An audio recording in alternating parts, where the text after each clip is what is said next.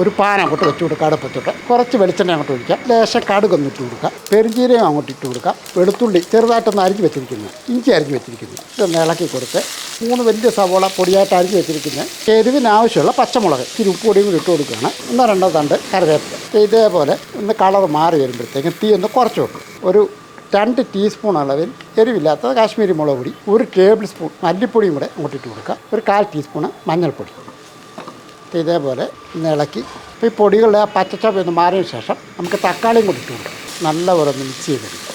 ഒരല്പം വെള്ളം ഒഴിച്ച് ഇതൊന്ന് വേവിച്ചെടുക്കും. ഇതേപോലെ ഒരു 2 പാത്രം വെള്ളം അങ്ങോട്ട് ഒഴിച്ച് കൊടുക്കുക. ഇനി ഇതൊന്ന് അടച്ചു വെക്കുകയാണ്. ഒരു 2 മിനിറ്റെങ്കിലും ഒന്ന് ഇരിക്കട്ടെ.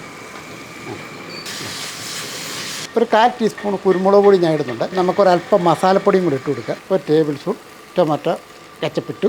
സോയാ സോസാണ് ഇങ്ങോട്ട് ഒഴിച്ച് കൊടുക്കുക. ഇതേപോലെ ഈ ഗ്രേവി എല്ലാം നല്ലപോലെ മിക്സ് ചെയ്തെടുക്കുക. അപ്പോൾ ഒരു നല്ല ടേസ്റ്റി ആയിട്ടുള്ള ഒരു ഗ്രേവി തന്നെ ഉണ്ടാക്കിയിട്ടുണ്ട്. അപ്പോൾ ഈ ഗ്രേവി ഇതിങ്ങനെ നേരത്തെ അങ്ങോട്ട് കൊടുക്കുക. ഒന്ന് വകഞ്ഞ് ഇപ്പോൾ നമ്മുടെ ആവശ്യത്തിന് ഞാനിപ്പോൾ ഒരു 3 മുട്ടയാണ് ചേർക്കുന്നത്. ഒരല്പം വെളിച്ചെണ്ണ, ഒരു നുള്ളു വീതം ഈ 3 ഇതിനകത്തോട്ട് ഒഴിച്ചു കൊടുത്ത് ഇതേപോലെ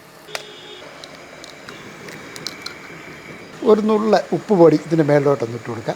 ഒരു നുള്ള കുരുമുളക് പൊടിയും കൂടെ ഇതിൻ്റെ മേളിലോട്ട് ഇട്ട് കൊടുക്കുക. ഒന്ന് മൂടി വെക്കുകയാണ്.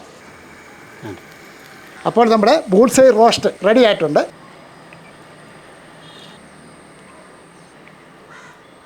നല്ല അടിപൊളി ഒരു ബുൾസൈ റോസ്റ്റ് തീർച്ചയായിട്ടും ചെയ്തു നോക്കും.